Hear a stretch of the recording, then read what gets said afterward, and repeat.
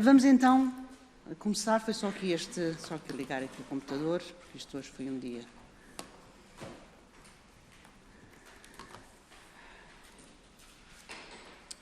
Bom, boa tarde, senhoras deputadas. Vamos dar início à audição. Começo por cumprimentar a doutora Micaela Fonseca de Freitas, coordenadora do CNAE e presidente do Instituto de Segurança Social da Madeira. A doutora Maria Luísa da Ponte, técnica superior da equipa de adoção, acolhimento familiar e apadrinhamento civil, representante do Instituto de Segurança Social dos Açores. Penso que se conhecem. A doutora Isabel Pastor, que também já conhecemos, diretora da Unidade de Adoção, Apadrinhamento Civil e Acolhimento Familiar, representante da Santa Casa Misericórdia de Lisboa. A doutora Maria Inês Amaro, diretora do Departamento de Desenvolvimento Social. Doutora Ana Paula, não está. A doutora Teresa Mafalda Coelho, chefe de setor para a adoção e apadrinhamento, que o qual agradecemos a vossa presença. Esta audição tem a ver com um requerimento do Bloco de Esquerda, enviado à Comissão de Assuntos Constitucionais, Direitos, Liberdades e Garantias e que, devido à matéria em causa, deixou à Subcomissão de Igualdade e Não Discriminação, por ser um tema do âmbito desta Comissão. Esta audição tem uma grelha de tempos definida e é constituída por três rondas que passo a anunciar. Primeira ronda. Nesta ronda, o Bloco de Esquerda, autor do requerimento, disporá de 5 minutos. Em seguida, o Conselho Nacional de Adoção disporá de 10 minutos para responder ao requerente. Decidirão quem é que, ou se querem partilhar os tempos, têm 10 minutos, podem partilhar. Após esta primeira ronda, eu depois na altura também direi outra vez, teremos uma segunda ronda em que cada grupo parlamentar disporá de 4 minutos e o Conselho Nacional de Adoção responderá com o mesmo tempo ao deputado que fizer a pergunta. Dispõe também de 4 minutos. Nesta ronda a resposta será individualizada. Os senhores deputados, depois temos uma terceira ronda, em que os senhores deputados dos grupos parlamentares que se inscreverem disporão de 2 minutos, mas neste caso a primeira deputada a falar será a deputada não inscrita, que será a primeira a intervir porque ela não intervém nas outras rondas, está bem? Aqui não vão responder, terão tal, se tivermos 5 deputados a 2 minutos, disporão depois dos 10 minutos do total. Bom, vamos então dar início à audição e passo de imediato a palavra à senhora deputada Sandra Cunha, do Bloco de Esquerda, autor do requerimento e que disporá de 5 minutos para apresentar o requerimento.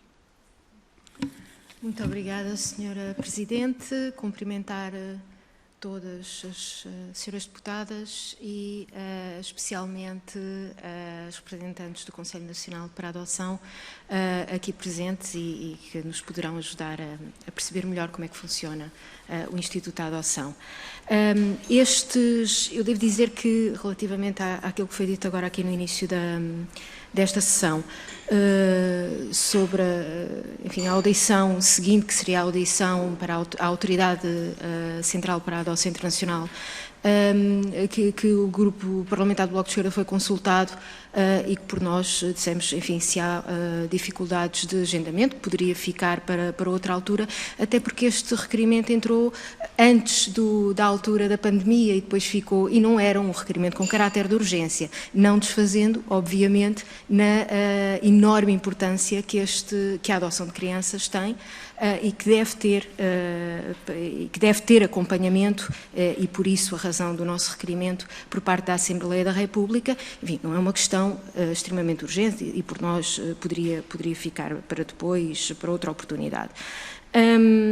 Bem, de qualquer das formas, nós fizemos um requerimento para ouvir várias entidades porque sentimos que aqui no Parlamento temos muito pouco eco e muito pouca informação sobre a adoção em Portugal. A verdade é que temos pouca informação. Aliás, a grande parte dos deputados e deputadas conhece muito pouco aquilo desta casa, conhece muito pouco aquilo que é a adoção. E, portanto, para não só, não quero com isto dizer que se pretende pensar em qualquer tipo de iniciativa legislativa para alterar seja o que for, mas compete à Assembleia da República acompanhar e ir avaliando também a aplicação daquilo que são as alterações legislativas e que, aliás, ocorreram ainda há poucos anos e, portanto, precisamos de informações e de dados sobre isso. Portanto, a alteração à lei que foi feita em 2015 do regime jurídico da adoção. A Lei 143 estipula no seu artigo 8º, na alínea M, que compete aos organismos da Segurança Social, portanto, que são vários e que estão aqui presentes também na Comissão Nacional para a Adoção, que compete, enfim, tem uma série de competências e depois na linha M diz que compete a essas entidades recolherem os dados estatísticos e procederem à compilação de toda a informação e elaborarem um relatório. É verdade que desde que o Conselho Nacional de Adoção existe, pelo menos já há algum relatório, porque nos anos anteriores havia antigamente, depois deixou de haver, e agora com os relatórios do Conselho Nacional de Adoção há novamente dados sobre a adoção. Mas são dados que são muito superficiais e que não permitem perceber em várias fases do processo da adoção o que é que se passa exatamente. Nós temos informação sobre do Conselho Nacional de Adoção sobre as crianças que tiveram, portanto, proposta de encaminhamento para a adoção. É verdade que no final do relatório temos alguns dados sobre as crianças que estão, enfim, a aguardar, mas não sabemos propriamente as problemáticas dessas crianças, porque é que estão a aguardar. Eu sei que, evidentemente, estas coisas se prendem com as idades, com as fratrias, com os problemas de saúde, etc.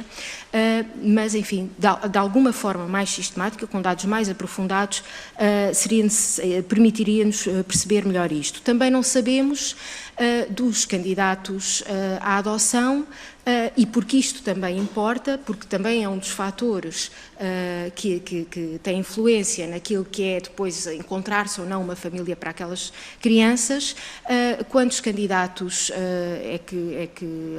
quantas candidaturas é que são de casal, quantas candidaturas com a recente alteração também para a adoção de casais do mesmo sexo em 2016, quantas candidaturas sabemos soubemos pela comunicação social que terá havido 5 crianças entregues a casais do mesmo sexo.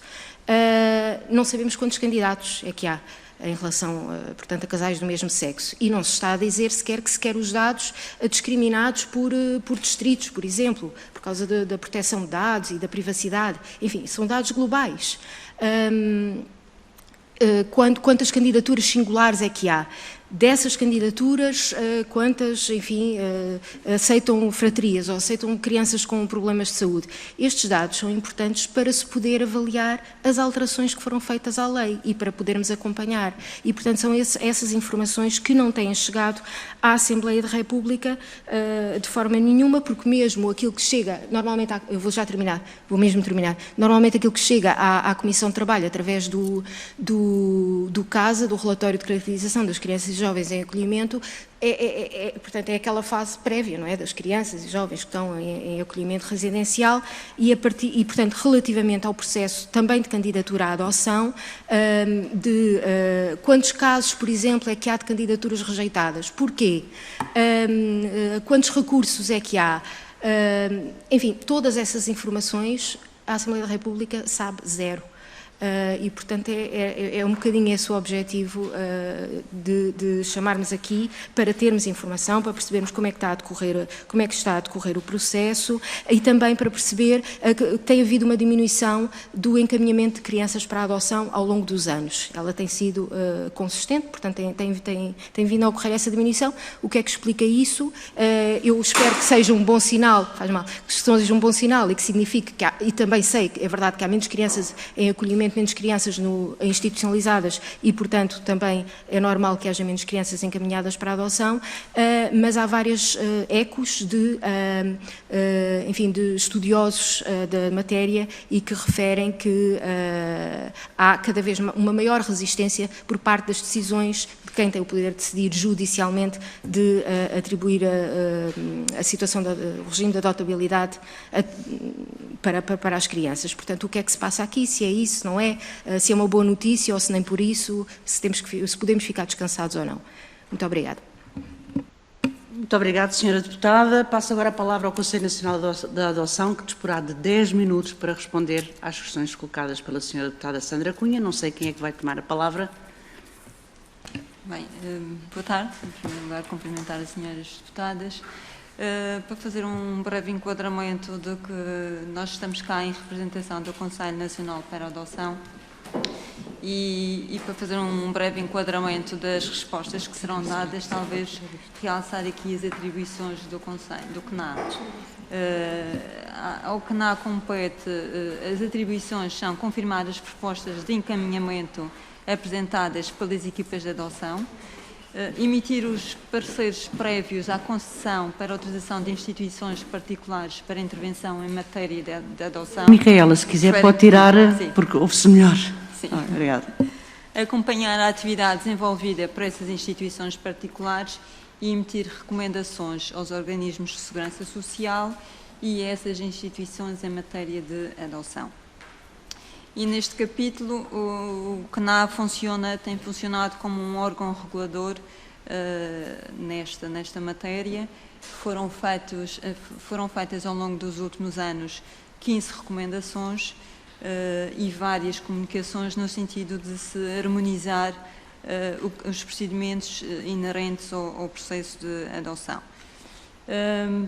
Eu, se calhar, nos últimos 2 anos, a coordenação do CNA foi feita pelo Instituto de Segurança Social dos Açores. Está neste momento a ser ultimado o relatório de 2019. Se calhar passava a palavra à doutora Luísa Ponte para falar aqui em algumas das questões levantadas pela senhora deputada em termos de números e de divulgação da informação. Passo então a palavra à doutora Luísa Ponte. Obrigada. Boa tarde a todos.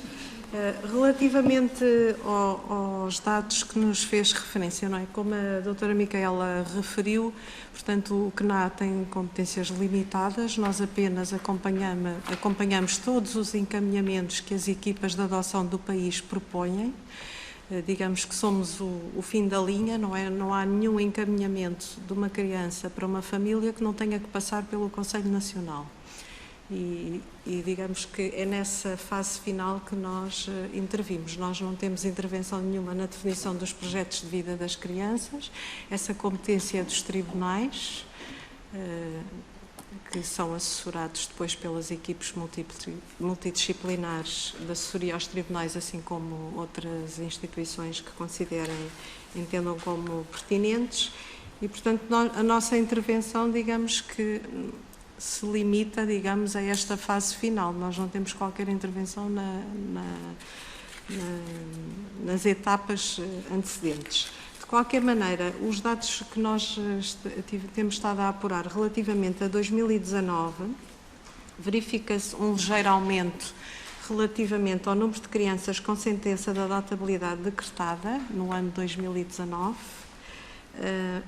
contrariando um pouco a tendência de decréscimo que se vinha a verificar nos últimos 3 anos. Portanto, nesse aspecto temos uma novidade, digamos assim. Em relação aos dados que há pouco fez menção, o CNA tem procurado, digamos que estamos numa situação privilegiada de certa forma ao reunir os 4 organismos que têm intervenção em matéria de adoção e, portanto, foi possível recolher dados de modo a que eles sejam depois divulgados de modo uniforme e que seja de fácil leitura para todas as pessoas que estejam interessadas. Portanto, nós só divulgamos dados relativamente às candidaturas, por exemplo, do mesmo sexo ou de sexo diferente, relativamente às famílias que vão receber criança. Portanto, não em termos das candidaturas a nível do país, porque essa não é a competência do CNA, mas sim dos serviços de adoção. Em relação também ao número de candidaturas singulares e de casal, também no nosso relatório tem essa informação. Vou só aqui, porque não sei de cor, mas continua a sobressair de que a maioria das famílias são casais de sexo diferente. Peço desculpa que estou à procura. Não está aqui. Portanto, os dados que até ao momento temos provisórios apurados apontam para que 82% das famílias sejam casais de sexo diferente, 2% do mesmo sexo e 16% de pessoas singulares. Não difere muito dos dados de 2018 que já foram divulgados. Em relação às candidaturas selecionadas e rejeitadas, nós também não temos essa informação no Conselho Nacional, porque obviamente só nos chegam as que foram aprovadas. De qualquer maneira, nos dados estatísticos que temos divulgado, não é? E que também são normalmente dados sensíveis, geralmente em regiões, porque o país tem uma realidade muito diversa, não é? E realmente também são dados sensíveis que normalmente temos o cuidado de não divulgar dados que possam facilmente também identificar as pessoas, não é? E, portanto, também há esse cuidado na escolha dos dados que são selecionados, sem prejuízo de se poder sempre vir a melhorar. Portanto, o que normalmente tem sido publicado, peço desculpa que estou aqui o que tem sido feito é, portanto, uma caracterização das crianças em situação de adotabilidade relativamente à idade, ao número de crianças que estão integradas em fratria e depois se têm problemas de saúde ou não e deficiência e o grau também em que essa situação de saúde pode ser mais ligeira ou menos, não é? Consoante. Também na base de dados nacional, também é um do parâmetro que normalmente os serviços têm que inserir nessa base, não é? Em termos da caracterização das crianças e em termos também das pretensões dos candidatos, digamos que é um dos itens que também é preenchido pelas equipes a nível da adoção em termos da pretensão. Depois temos também a caracterização dos candidatos, aqui em termos da pretensão por grupo etário, também se aceitam fratrias ou não, portanto normalmente temos um número muito diminuto de candidaturas que aceitam crianças em fratria ou com problemas de saúde ou mesmo com deficiência e normalmente também a maioria prefere crianças bastante novas, dos 0 aos 3 e depois aumenta algumas até aos 6 anos. A partir dos 7 anos, de facto, começa a ser muito difícil arranjar famílias cuja pretensão seja compatível, não é? Normalmente, portanto, normalmente não é uma regra, quando não se consegue as famílias a nível nacional, são então depois encaminhadas para a adoção internacional, mas mesmo assim também não se consegue para todas, como é óbvio. Não sei se... Qual é o nome? Maria Inês. Teresa Mafalda. Teresa Mafalda. Passa então a palavra à doutora Teresa Mafalda Coelho. Boa tarde, senhoras deputadas. Eu gostaria apenas de acrescentar que foram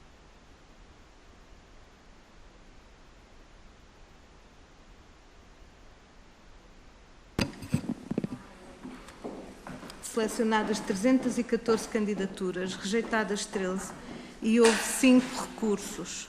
Isto ao nível das equipas de adoção abrangidas pelo Instituto de Segurança Social, ou seja, os 18 distritos do país, Portugal continental.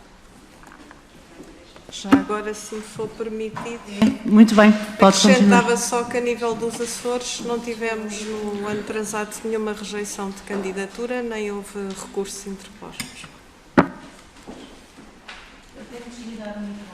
Tem de desligar o seu micro, por favor. Mais alguém quer tomar a palavra? A doutora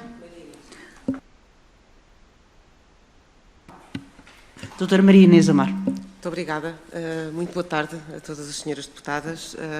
Eu gostaria apenas muito rapidamente só de manifestar o apreço pela existência deste momento e desta audição, na medida em que o Conselho Nacional de Adoções, que vai no seu 5º ano de funcionamento, é exatamente um conselho que se cria para poder garantir a existência de uma estrutura de coordenação, de articulação e de regulação do funcionamento dos 4 organismos de segurança social, que não quer dizer que estivessem desarticulados antes, mas cria-se aqui um conselho que também permite ao conjunto das pessoas responsáveis por estas matérias poderem ter um momento de reflexão conjunta, de debate e que permite lançar as tais recomendações que ao longo destes anos já foram lançadas e produzir um pensamento sobre a adoção. Penso que para o Conselho Nacional de Adoções, não tendo competências ao longo de todo o processo, e essas competências também estando atribuídas a cada um dos organismos de segurança social, é muito importante tomar boa nota do que nos chega e naturalmente desta ideia de que há uma informação sobre o Instituto da Adoção e a forma como ele funciona em Portugal, que parece não estar a passar, e designadamente para as senhoras e os senhores deputados e para quem tem responsabilidades em matéria de legislação e dos normativos, não é, que nos regem. E, portanto, eu penso que uma primeira ilação que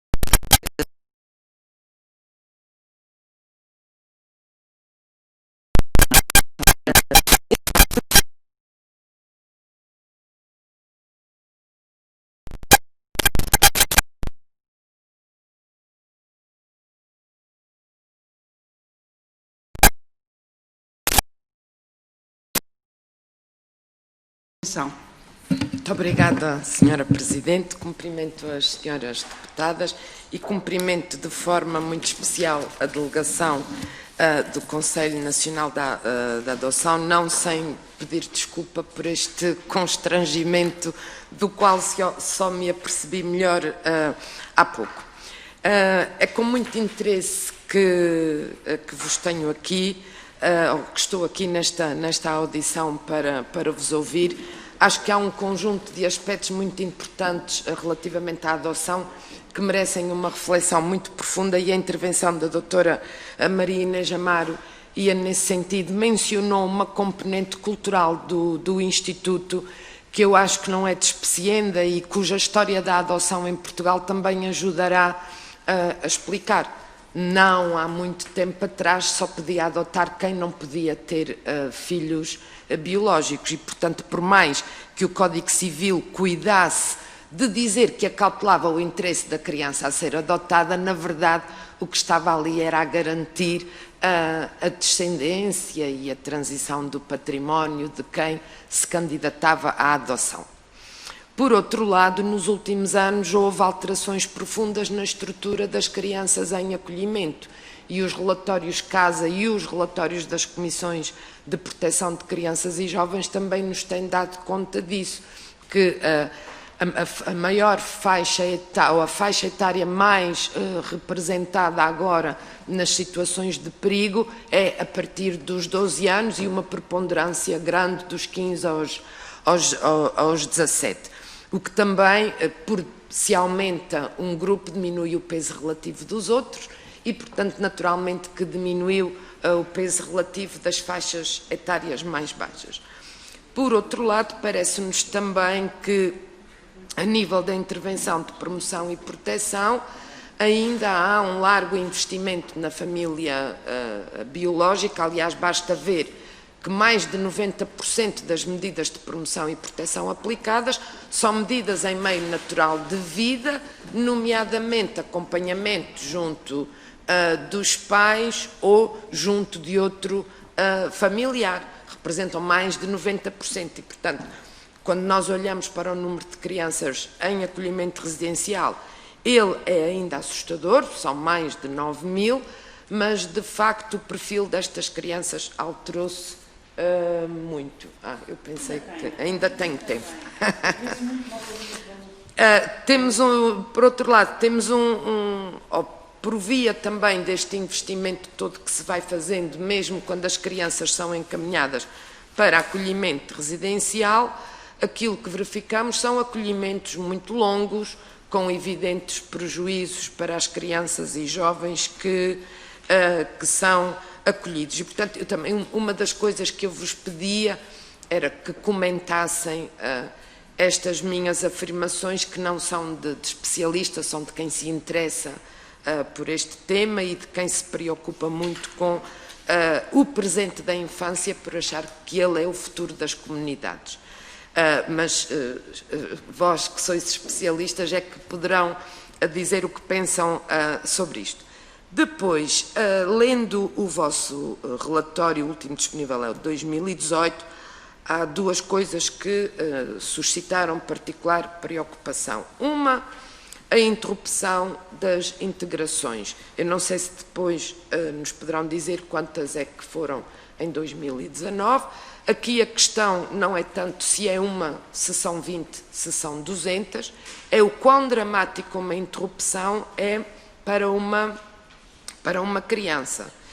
E, sobretudo, porque o relatório faz referência a um conjunto de dificuldades dos candidatos a adotantes que, salvo melhor opinião, deveriam ser aferidas no momento da seleção.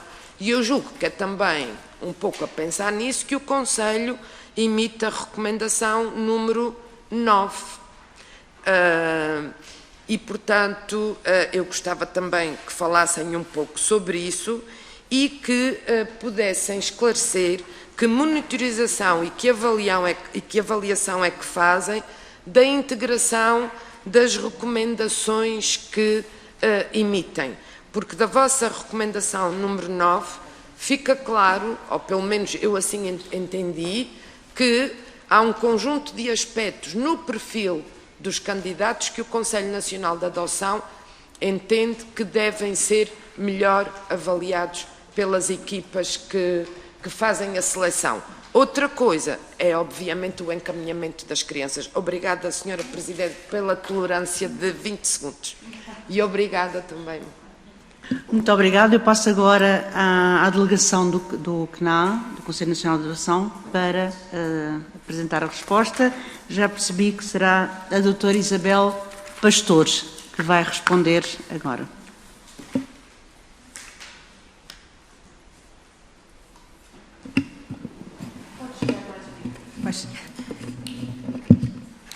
Apesar de eu falar bastante alto normalmente, portanto espero não ferir os ouvidos agora nesta resposta. Muito boa tarde, ainda não tinha tido a oportunidade de cumprimentar todos pessoalmente e também partilho aqui desta manifestação de grande entusiasmo da parte do Conselho Nacional para a Adoção por ver o interesse que estas matérias suscitam aqui na Assembleia da República e, portanto, como também já tive a oportunidade de dizer, em nome agora especificamente da Santa Casa da Misericórdia de Lisboa. Em relação à primeira questão, de facto é uma constatação, não é? Que o panorama, quer do acolhimento, quer do próprio encaminhamento para a adoção, se alterou profundamente nos últimos anos. Por um lado, deixou de haver aquela imagem antiga, não é? Da roda, ou outras, subsequente do abandono das crianças nem tenra idade, e portanto é essa imagem que normalmente também está associada e está na mente dos candidatos à adoção, como se assista cada vez uma entrada no sistema de promoção e proteção mais tardia, no sistema de acolhimento mais tardia e cada vez mais complexa, de crianças com problemáticas muito diversas e com grande prevalência, neste momento, pode dizer-se, de questões mesmo a nível de saúde mental. Isto, evidentemente, tem repercussões ao nível depois do processo de adoção. Por um lado, porque, nos termos legais, o projeto de adoção tem um prazo, só podem ser encaminhadas para a adoção crianças até aos 15 anos e, portanto, se começamos a ter a montante de todo este processo uma idade já muito avançada, estamos aqui a prejudicar já a possibilidade de um ambiente alternativo familiar através da adoção para estas crianças e, por outro lado, exige também da parte dos serviços de adoção também aqui uma intervenção muito especializada, muito diferenciada, para ir ao encontro daquilo que referiu inicialmente também, que tem a ver com o objetivo da recomendação número 9 e com uma preocupação sempre presente em todas as equipas de adoção. O bem avaliar uma candidatura à adoção, no sentido não só de a tornar realista, adequada à verdade, à realidade, para não termos imensas famílias que desesperam por uma adoção que nunca vai acontecer, porque não há criança que corresponda àquele perfil que é desejado, e, por outro lado, um esforço intensíssimo de preparação destes candidatos para estas dificuldades específicas que são o resultado desta evolução aqui das crianças para a adoção. Isto tem reflexos a nível das avaliações, a nível das decisões de seleção que são tomadas pelas equipas de adoção, sancionadas depois a nível hierárquico pela própria estrutura, a nível das exclusões, que podem levar lugar a recursos e, portanto, vem um bocadinho ao encontro de tudo também que já tinha sido aqui verificado. E o que posso dizer é que a isto acresce a necessidade de formação específica que também, desde 2008, foi introduzida no protocolo de preparação e de avaliação dos candidatos à adoção e que faz parte, neste momento, obrigatoriamente, deste percurso nos termos da lei que foi aprovada em 2015. Obviamente que o facto e a constatação de que a maior parte das medidas aplicadas no sistema de promoção e proteção são medidas em meio natural de vida de apoio junto dos pais, em si mesma não tem nada, penso eu, de reprovável. Corresponde ao princípio fundamental em matéria de proteção, que é o da prevalência da família. E, portanto, obriga aqui a um esforço agora já não sancionado e já não aqui nas competências dos serviços de adoção ou do Conselho Nacional para a Adoção, do desenvolvimento aqui de procedimentos de intervenção junto das famílias, no sentido de as capacitar e de permitir ultrapassar as dificuldades que levaram à aplicação daquela medida de promoção e proteção. Mas o desejável é que esta capacitação funcione e que a criança lá fique na sua família de origem. Porém, essa é uma questão que justifica aqui maior atenção por parte de todos, os políticos, etc., de todos, é a eficácia desta intervenção, dos recursos existentes para esta intervenção e do tempo útil, do tempo em que esta intervenção ocorre e que tem que permitir rapidamente ou decidir pela capacitação e pelas condições para a reintegração na família, para o regresso à família, ou uma decisão também em tempo útil de encaminhamento para a adoção. E aí penso que há de facto um problema no funcionamento do sistema, que nem sempre estas decisões, isto quer por uma intervenção que não é eficaz, quer pelo tempo e uma intervenção também não tão eficaz por parte dos decisores, neste caso os tribunais, faz com que estas crianças acabem por chegar ao sistema de adoção em idades em que quase é inviável a sua introdução. Temos mesmo que terminar, já passou o tempo. Muito obrigado. Passo agora a palavra à Sra. Deputada Emília Cerqueira, do Partido Social Democrata, que dispõe de 4 minutos para fazer a sua intervenção. Obrigada, Sra. Presidente. Também aproveito e permita-me que o faça em conjunto por cumprimentar todas as senhoras aqui presentes, representantes do Conselho Nacional para a Adoção. Esta matéria, que aliás já não é a primeira audição que estamos a fazer sobre esta matéria, e o Grupo Parlamentar do PSD considera que de facto é uma grande oportunidade de esclarecimento, porque a verdade é que fala-se pouco daquilo que acontece com os processos de adoção, especialmente a adoção internacional. Já aqui foi aflorado na fase inicial, mas gostava também de vir um bocadinho de encontro a esta nossa preocupação, que é a falta de elementos. Nós conhecemos naturalmente o enquadramento legal, não estamos aqui a falar de uma alteração legislativa, mas, de facto, temos muito pouca noção, pelo menos dentro do PSD, de qual é o perfil dos adotantes, dos candidatos, dos jovens que são adotados nesta adoção internacional, se normalmente falamos de candidatos que são estrangeiros, ambos de outras nacionalidades, atenta aqui o princípio da subsidiariedade, obviamente, e preenchendo todos os critérios a que está sujeita o regime da adoção internacional, que é rigoroso, em termos legais são claramente rigorosos os critérios, mas a verdade é que nós não temos grandes dados depois da sua repercussão e da sua efetivação no terreno e quando é que se aplica, qual o perfil destes adotantes e destes candidatos à adoção, também destes adotados, destas crianças que entram neste circuito da adoção internacional. Portanto, todo aquele esclarecimento que nos puderem trazer sobre esta matéria, de facto, parece-nos muito importante para a Assembleia poder escrutinar e, se for caso disso, vir a melhorar ou não o regime na sua aplicação, sem que haja da nossa parte aqui nenhuma posição de princípio quanto a esta matéria, não mais que de conhecer e do interesse. Relativamente à adoção nacional e todas as outros meios, eu, em nome do grupo parlamentar do PSD, iria aproveitar para falar mais da adoção. Até porque temos várias audições nesta matéria, já fizemos uma com a doutora Isabel Pastor, por exemplo, que está aqui na minha frente, e de facto, sobre também outras matérias, aqui gostava de me cingir mais à adoção. E é com alguma preocupação que nós também vemos as recomendações do último relatório, que é o 2018, porque não temos ainda o 2019, como sabe, e há duas questões aqui nestas recomendações que eu vou permitir-me evidenciar, que é a questão dos maus tratos físicos, e, portanto, porque foi com alguma surpresa e preocupação que vimos que havia uma recomendação no sentido a debruçar sobre a questão da bufetada pedagógica, julgo que é esta a expressão, portanto, porque não percebo a pedagogia da bufetada, mas é uma das preocupações. O que é que vos levou no terreno que verificaram ao ponto de terem de emitir uma recomendação neste sentido? E qual foi a repercussão desta recomendação, que acho altamente preocupante?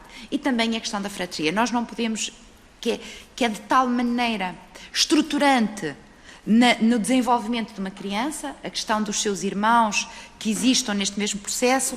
Há aqui uma recomendação, também gostava de saber qual foi a consolidação e a implementação no terreno desta recomendação, porque para a terem feito é porque de facto havia aqui situações que vos preocuparam ao ponto de emitirem uma recomendação. E portanto esta matéria acho que gostava, em nome do PSD, termos mais elementos sobre ela. Dito isto também, preocupa-nos sempre aquele que é o perfil dos nossos adotantes, especialmente do que foram verificando, porque estão no fim de linha e portanto já avaliam em fim de linha os dados.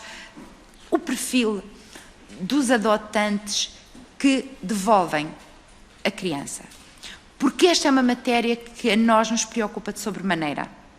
O que é que falha neste sistema para que cheguemos ao fim de linha e não se tenha conseguido, depois de um escrutínio tão apertado que é feito nos processos de adoção, o que é que leva a que cheguemos ao fim da linha e isto suceda?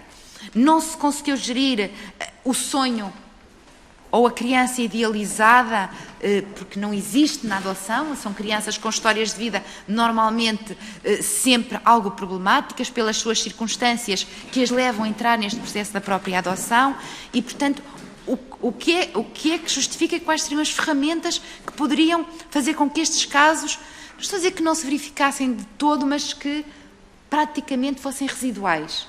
Portanto, e esta informação vou mesmo terminar, Sra. Presidente, já vi que está a olhar para mim, portanto, iria mesmo terminar. Estas, em suma, são aquelas das nossas preocupações, muitas mais há, mas 4 minutos é um tempo muito limitado, como sabem, e, portanto, agradeço já a vossa vinda e todos os esclarecimentos que nos possam dar, pelo menos nestas matérias, e outros que também tenham tempo para o fazer. Muito obrigada pela vossa presença. Muito obrigada, Sra. Deputada. Passo agora, então, ao Conselho Nacional de Adoção para responder. Já percebi que é...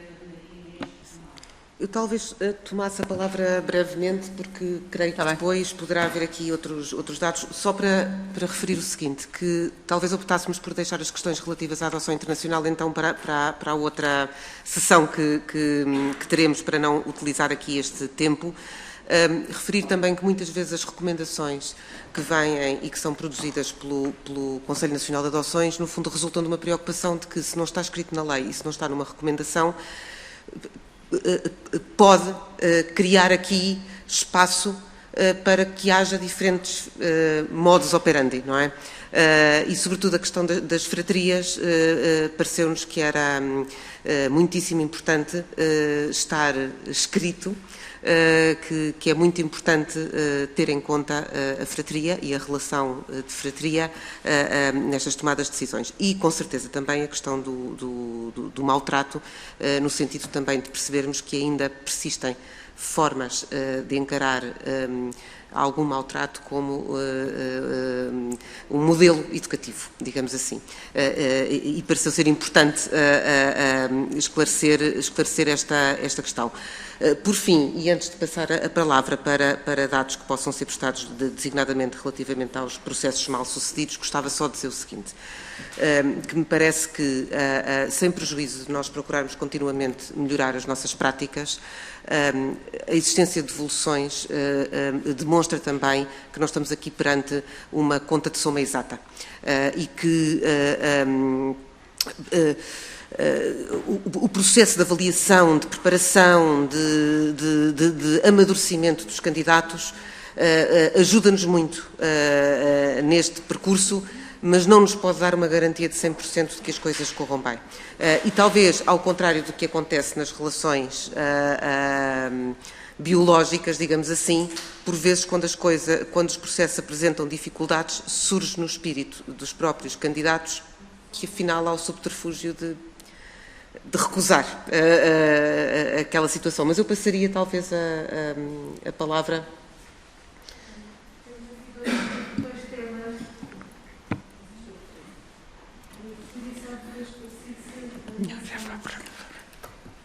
Se avançamos com dados da adoção internacional ou se nos ficamos e temos esse outro tema que é o das interrupções, das transições.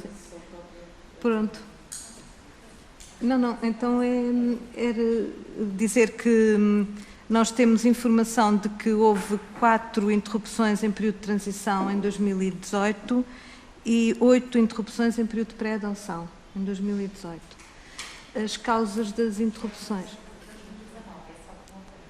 Sim, são menos duas do que relativamente ao ano anterior. Está a ser ultimado o relatório de 2019. Quanto às causas das interrupções, é certamente importante pensar que há uma postura dos candidatos que é difícil de debelar, que é da idealização da criança a adotar. E por muito que façamos no plano de formação para a adoção e na tentativa de construir um projeto adotivo realista, ficam resquícios da idealização e, quando confrontados com crianças com problemas tão graves como os que temos, com histórias de vida tão pesadas, com vítimas de violência, com reflexos no comportamento, e é esse o comportamento que vai gerar alguma dificuldade ou grande dificuldade por parte dos candidatos em lidar, em aceitar e acabar por levar para a frente o projeto adotivo. Penso que é isto, assim, sumariamente, não sei se podemos aprofundar mais, mas há aqui um caminho a fazer do ponto de vista da saúde mental, a montante, no âmbito da promoção e proteção, no âmbito do apoio às famílias, no âmbito da prevenção. Naturalmente, o que se quer é que haja uma redução do número de crianças em situação de adotabilidade e um maior número de crianças em família bem integradas e amadas e aceites como plenamente.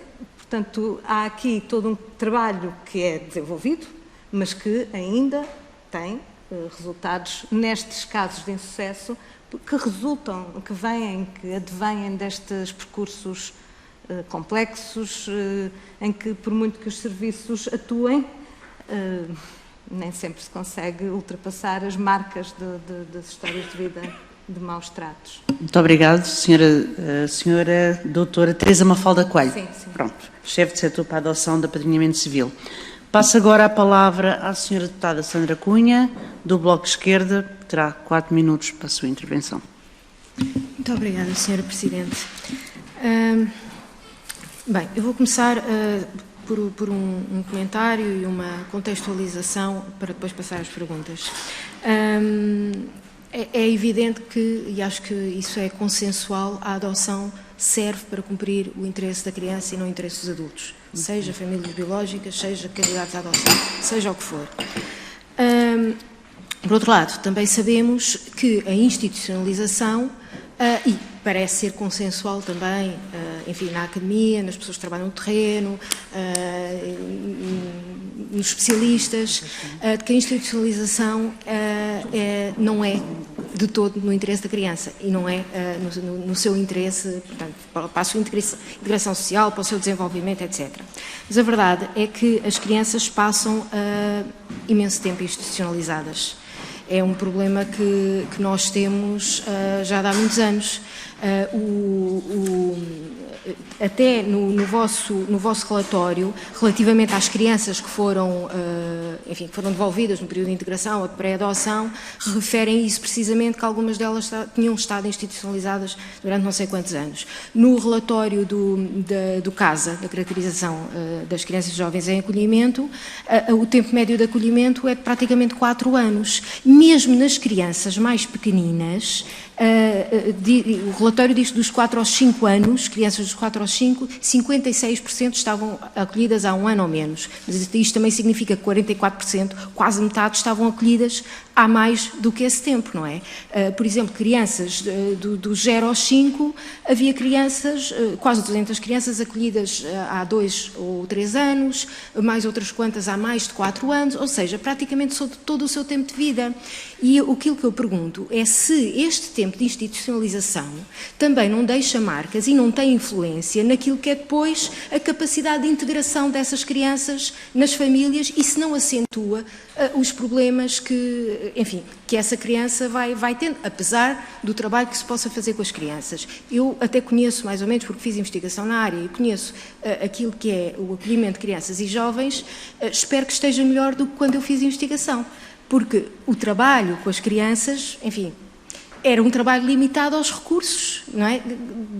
Das entidades, das associações que acolhiam as crianças e das equipas de rua, ou das equipas da Segurança Social, mas os recursos não são muitos, de facto, e os recursos da comunidade, tanto para trabalhar famílias como para trabalhar crianças, são muito parcos e por isso provavelmente é que nem se retiram as crianças, que se deixam as crianças institucionalizadas, nem vão-se esgotando todas as oportunidades das famílias de origem, se reestruturarem e poderem receber a criança de volta, mas a verdade é que o tempo vai passando e essas crianças também vão limitando aquilo que são as suas possibilidades de uma adoção, de um sucesso na adoção, tanto por causa da idade e porque, como disseram e bem, grande parte dos candidatos querem crianças de tenra idade, como também porque vão criando hábitos, vão tendo menos possibilidade de se preparar para outro projeto de vida. E, portanto, se tem também esse entendimento e também o que é que se podia fazer para melhorar isso e para diminuir o tempo de institucionalização das crianças. Depois, relativamente às fraterias e na vossa recomendação, eu conheci conheci muitos casos de fraterias, porque há muitos nas instituições, não é? Em que, no caso de crianças mais velhas, até que já tinham ultrapassado a possibilidade de adoção, mas que me diziam, eu tinha a possibilidade de ter sido adotada e não fui porque tenho uma série de irmãs e o juiz não deixou. E isto aconteceu mais do que uma vez. Portanto, compreendendo a necessidade de promover as relações entre fraterias, entre irmãos, eu vejo que na vossa recomendação vocês até vão um bocadinho mais longe, tentando que haja alguma intervenção, mesmo nas relações, nas situações em que não há relação ou que há relação conflituosa. O que eu pergunto é se, por um lado, isso também não corremos o risco disso limitar a possibilidade de adoção, por exemplo, de irmãos mais novos nas várias fraterias. E, portanto, se isso foi ponderado, se há esse cuidado. Só mais uma pequena pergunta. Sobre a devolução de crianças já foi feito, portanto eu não vou repetir, é realmente algo que temos que trabalhar, é, na minha opinião, inadmissível que isto aconteça. Queria perguntar, em relação aos recursos, quando há recursos de uma decisão, o que é que acontece depois? Ou seja, essas pessoas, por exemplo, que tiveram, as candidaturas que foram rejeitadas e que há recurso, o Tribunal pode confirmar a decisão dos serviços ou pode, dizer que aqueles candidatos têm capacidade e idoneidade para adotar uma criança. Nessas situações, em quantos casos normalmente, ou se isso tem acontecido, é que recebem efetivamente uma criança? É que depois os serviços que vão decidir sobre a entrega de uma criança são os mesmos que decidiram sobre a não adequação desses candidatos para adotarem. Portanto, essa é só uma pergunta muito concreta, mas também queria ouvir-vos falar sobre a questão das fraterias e sobre a questão dos tempos de institucionalização e sobre a influência que isso tem depois no sucesso da adoção e a influência que tem nestas crianças devolvidas. Peço imensa desculpa. Muito obrigada. Muito obrigada, Sra. Deputada. Passo agora a palavra ao Conselho Nacional de Adoção. Não sei quem é que querá tomar da palavra. Muito bem, muito bem, muito bem. Podem partilhar. Em relação à referência que fez do acolhimento prolongado relativamente às interrupções que se verificaram em 2019, também se verifica de que a maioria, uma parte significativa, tem mais de 7 anos de idade e digamos que o tempo de permanência variou entre os 12 meses e os 3 anos de acolhimento residencial, o que é bastante, não é? Portanto, isso realmente é um dos problemas que penso que a nível do país não está resolvido. A nossa lei aponta, penso que sem definir um prazo estanque para os 18 meses, seria, digamos, que o período razoável máximo para se investir no trabalho com as famílias biológicas, mas o que é certo é que muitas vezes se passa esse período. Eu acho que também o facto, por um lado, é muito importante o trabalho das comissões de proteção e menores, por vezes, quando as situações depois transitam para o tribunal, não é? Ou porque não houve acordo com a família por motivos diversos, também penso que por vezes poderá haver um atraso na definição do projeto de vida, no sentido que poderá haver, se calhar, outra vez um estudo e uma reconfirmação daquilo que as comissões também possam ter eventualmente apurado, mas isso é uma impressão apenas e não tenho dados concretos, como é óbvio, para falar relativamente a isso. Em relação às fraterias, eu penso que também é importante explicitarmos porque é que se fez essa recomendação, não é? O que nós verificamos é que, por vezes, há crianças que são separadas e não são acolhidas na mesma casa de acolhimento, tendo uma história prévia comum e, portanto, não nos faz sentido que, por ter havido necessidade de uma retirada, isso leva a que as crianças ficam separadas, mas também tem a ver com uma preocupação do futuro, em termos da construção da sua identidade, e mais tarde também vai-se pôr a questão da busca das origens.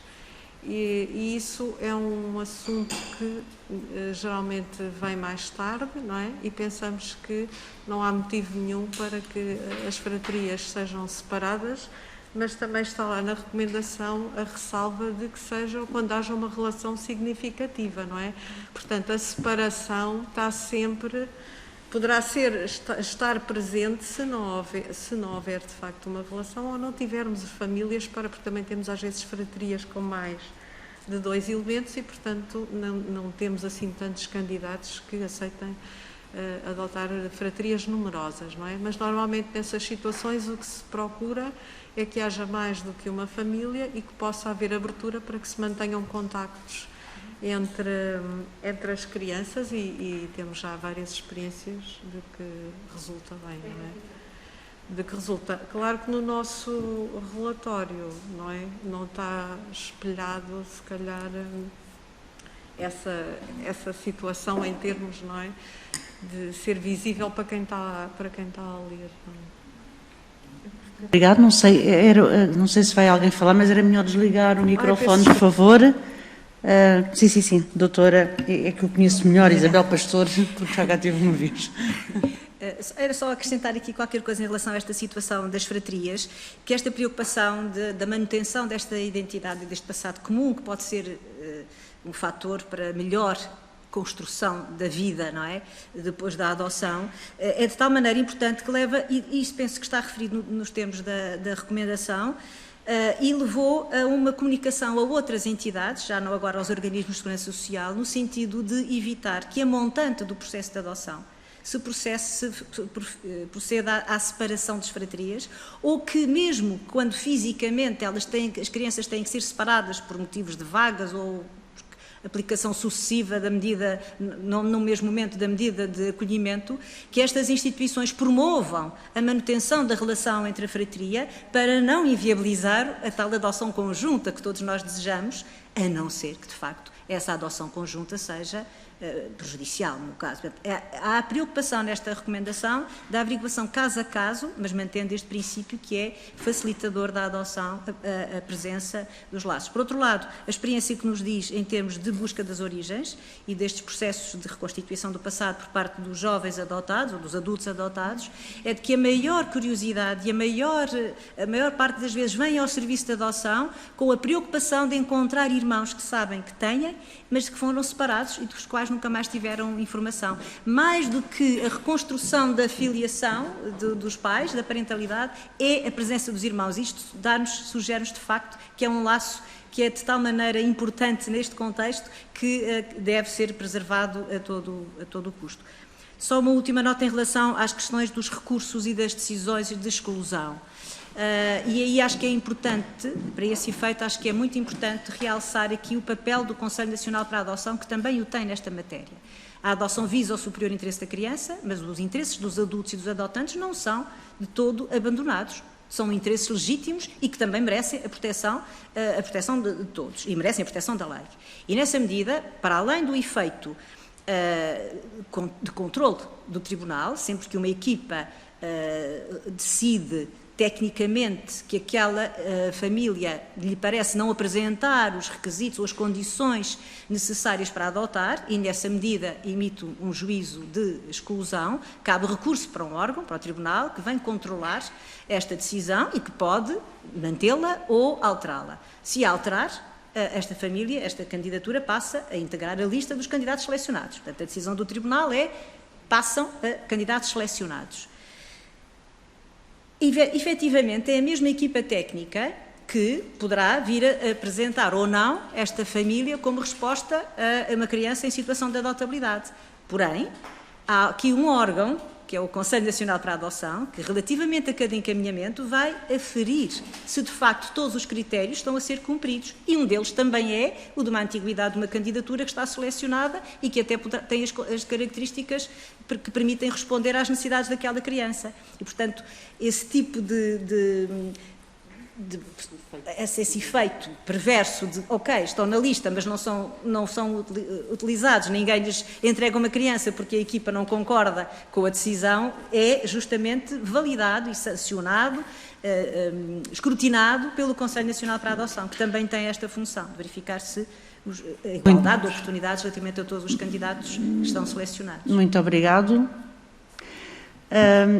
Vamos passar, não sei se não temos mais ninguém inscrito para esta ronda, não sei se quererão fazer alguma pergunta, ainda temos 2 minutos, ainda para cada grupo parlamentar. Vamos, então, muito bem.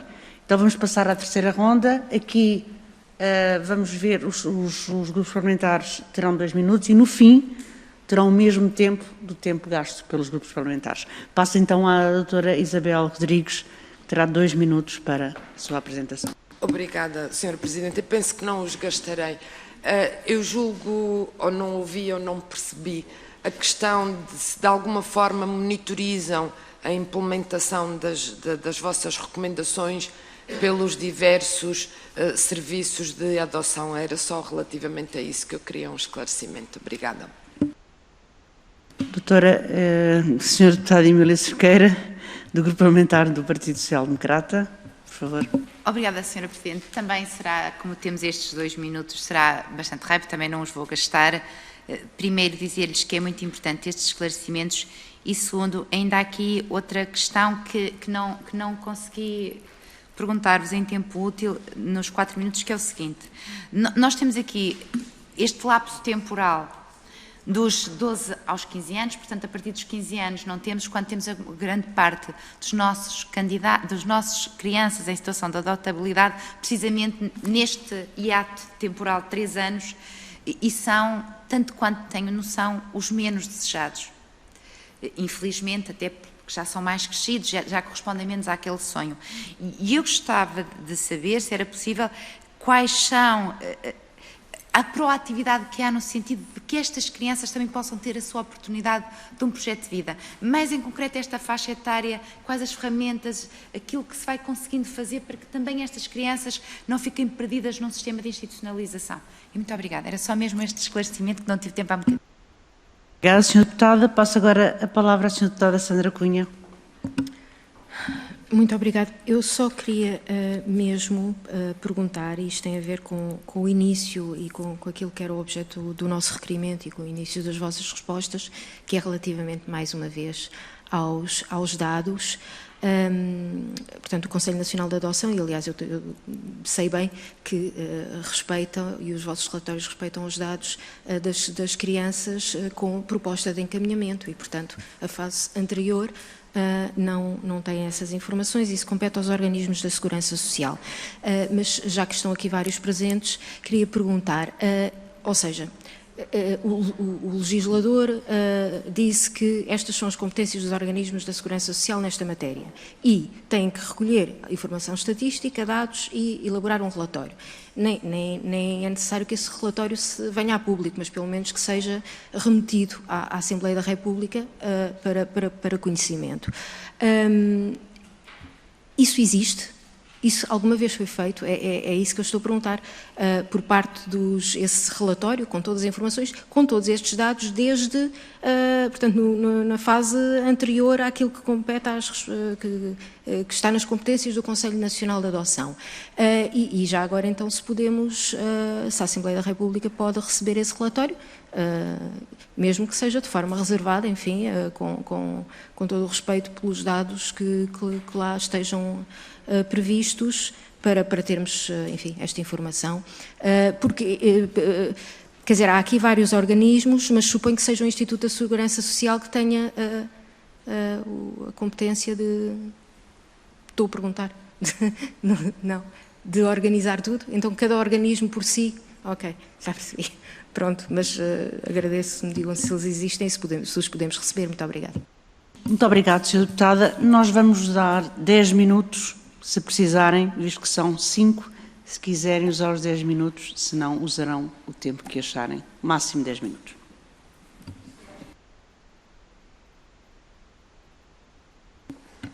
Tomarei a palavra, se me der licença, e depois, com certeza, que os restantes, os demais elementos do CNA... Era importante que quando falassem dissessem o nome, porque depois fica tudo registado, até para vós. Está bem?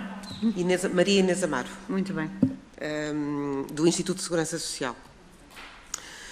Bom, efetivamente, o Conselho Nacional de Adoções tem um papel que penso que, do nosso ponto de vista, que aqui estamos, é bastante importante nesta ótica de ser uma plataforma, por um lado, regulação, por outro lado, também de debate e de reflexão sobre estas matérias, mas ainda assim há um espaço de trabalho e de autonomia e de competência que é deixado a cada organismo da Segurança Social. Portanto, o Instituto de Segurança Social, o Instituto de Segurança Social da Região Autónoma da Madeira, o Instituto de Segurança Social da Região Autónoma dos Açores e a Santa Casa da Misericórdia de Lisboa.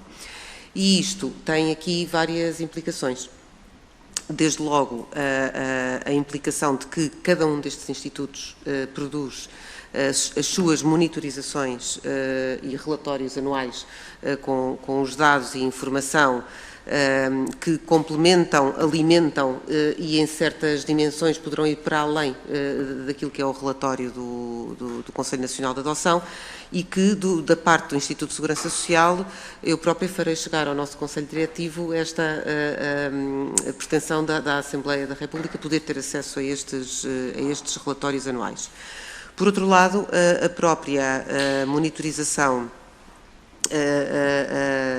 salvo algum elemento que neste momento me esteja a escapar, porque eu própria cheguei ao Conselho Nacional de Adoções recentemente, mas a própria monitorização das recomendações e, no fundo, do pensamento que vai sendo produzido no Conselho Nacional de Adoções também fica muito a cargo de cada organismo da Segurança Social, juntamente com os seus próprios serviços. No caso do Instituto da Segurança Social, acaba por ter uma abrangência muito grande na medida em que cobre todo o território nacional, com exceção até há pouco tempo da cidade de Lisboa e agora com um âmbito um pouco mais alargado. Por fim, E deste ponto de vista, falo pelo Instituto de Segurança Social, procuramos fazer esta monitorização e procuramos garantir que as nossas equipas de adoção funcionam de acordo com aquilo que é recomendado pelo Conselho Nacional de Adoções. Por fim, a questão da proatividade das crianças mais velhas e jovens mais velhos que estão em medidas de acolhimento residencial, mais uma vez é outra questão, e penso que aqui todas sabemos que estamos perante uma matéria que é muitíssimo complexa, muitíssimo sensível e em que tudo e o seu contrário pode ser ponderado. A questão das fraterias é até um bom exemplo para esta questão. E aqui também, se por um lado nós procuramos ativamente, e até quanto mais avança a idade, mais nos preocupa o encontrar uma solução para a criança ou jovem, também é preciso medir com muita cautela a expectativa que é criada à criança e ao jovem e, por outro lado, a sensação que ele próprio pode ter de frustração e de falhanço pessoal quando essa expectativa de uma adoção não é realizada. E, portanto, de alguma forma, a adoção internacional, que teremos depois a oportunidade de aprofundar, vem abrir aqui uma oportunidade quando o projeto adotivo parece não ter condições de se realizar no nosso país, de então explorarmos aqui outras alternativas, mas são sempre temas que têm que ser geridos com muita cautela, com muita sensibilidade e em que é complexo estabelecer uma regra que seja uma regra aplicável, porque depois é preciso ter muita atenção a cada caso. Gostava a este propósito, não tem uma ligação direta, mas por outro lado, também concorre para este entendimento que esta questão dos acolhimentos institucionais prolongados e de jovens em idade que vai sendo avançada a estarem nesta situação, é claro que quanto mais anos de indefinição no seu projeto de vida, e eu diria até quanto mais anos de institucionalização, de acolhimento institucional um jovem tem, mais comprometido fica a possibilidade de um projeto adotivo bem sucedido.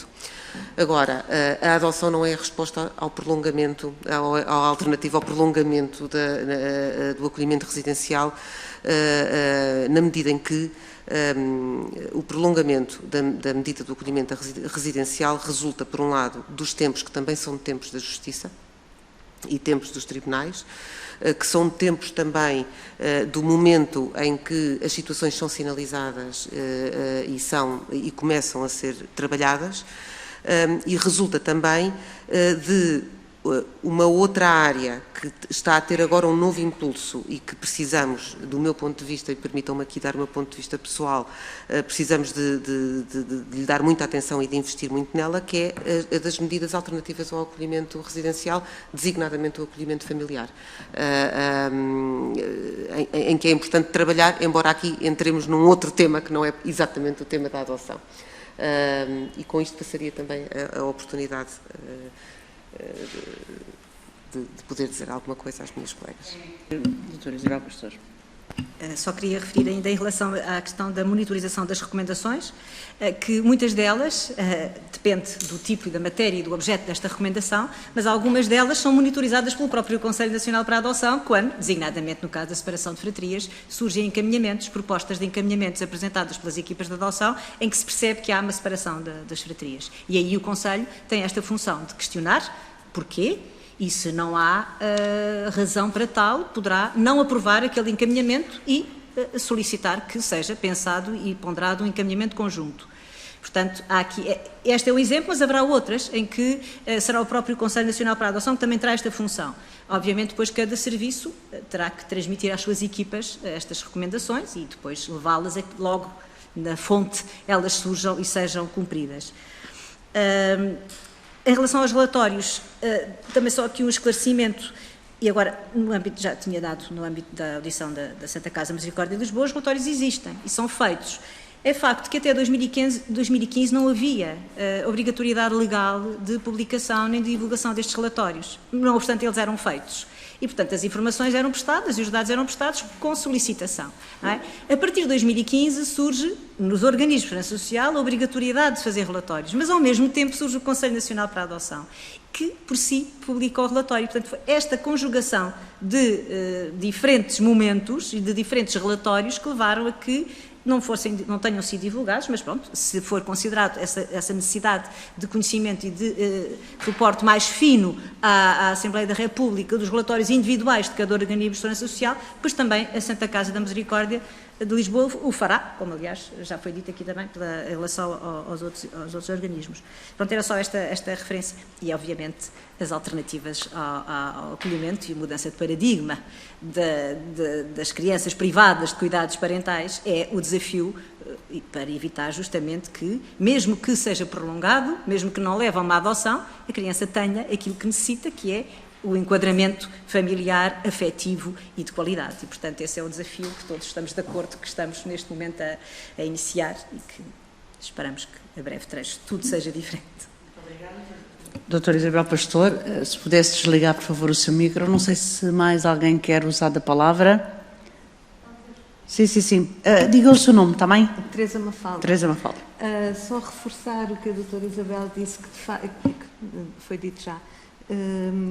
A maior parte, se não todas as recomendações, são passíveis de serem monitorizadas nas propostas que são apresentadas ao CNA.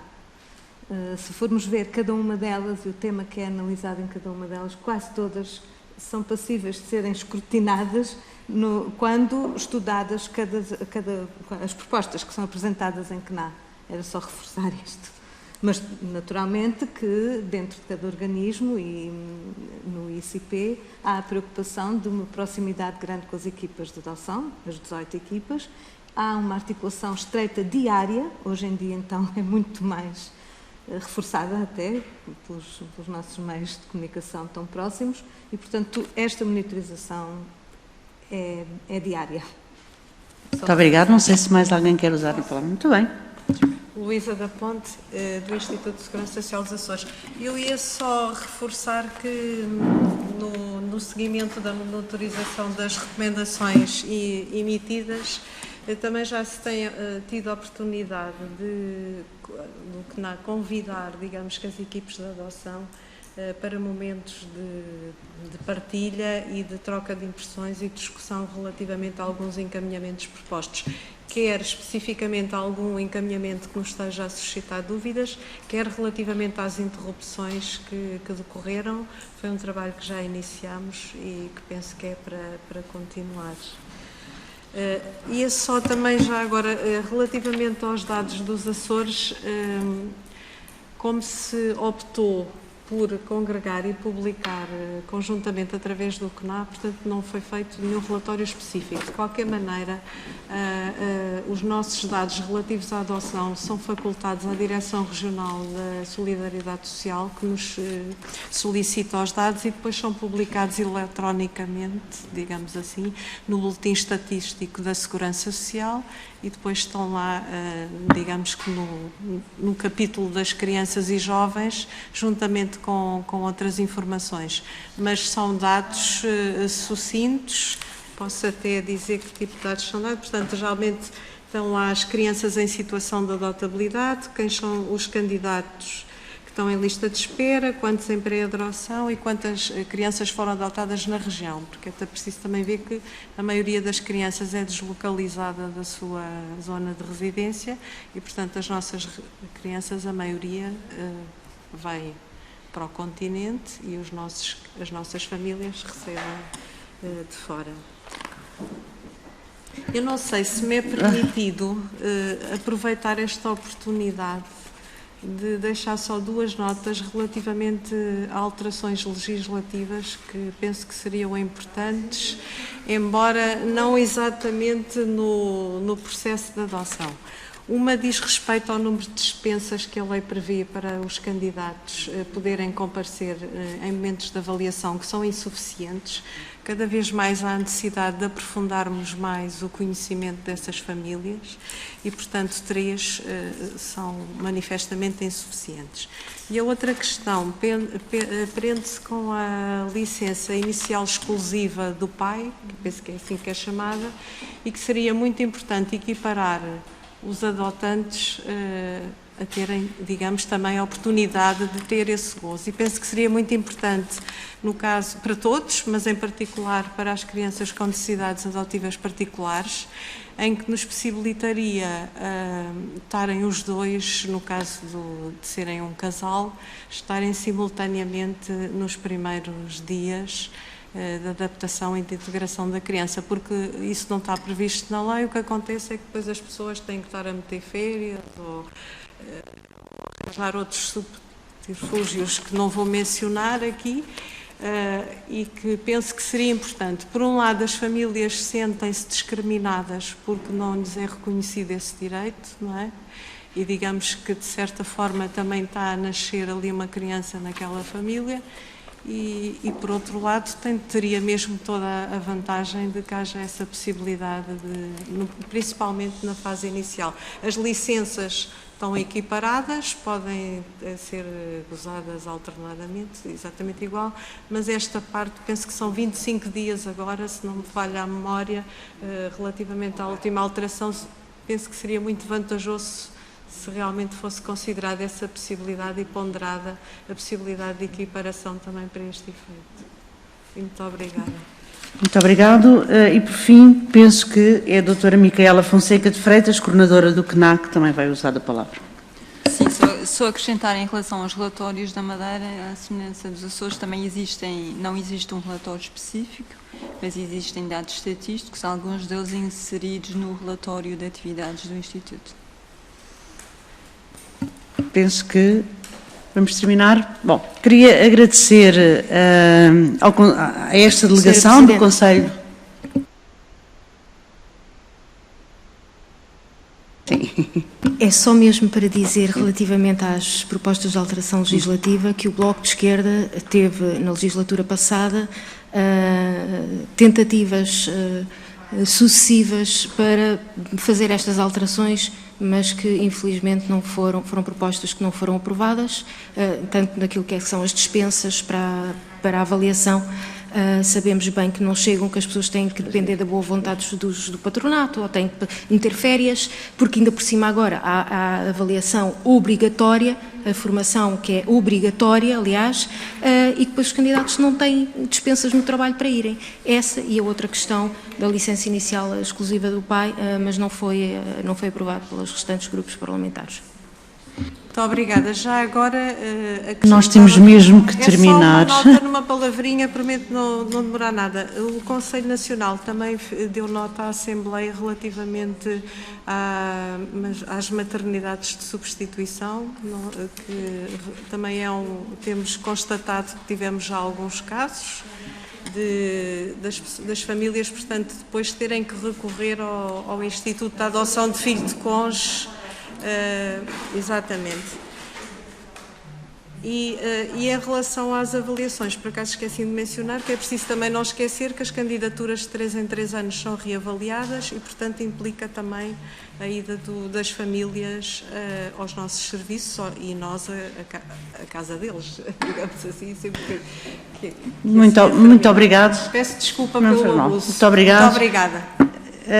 Em meu nome e em nome da Subcomissão da Igualdade, queria agradecer à delegação do Conselho Nacional de Adoção, à doutora Micaela Fonseca de Freitas, coordenadora do CNAE, presidente do Instituto de Segurança Social da Madeira, à doutora Maria Luísa da Ponte, técnica superior da equipa de adoção, acolhimento familiar e apadrinhamento civil, representação do Instituto de Segurança Social dos Açores, à doutora Isabel Pastor, diretora da Unidade de Adoção, Apadrinhamento Civil e Acolhimento Familiar, representante da Santa Casa Misericórdia de Lisboa, a doutora Maria Inês Amar, diretora do Departamento de Desenvolvimento Social, a doutora Ana Paula Alves, diretora da Unidade de Infância, não está, e a doutora Teresa Mafalda Coelho, chefe de setor para a adoção e acolhimento civil. Também quero agradecer muito aos meus colegas deputados, porque esta semana foi muito cansativa.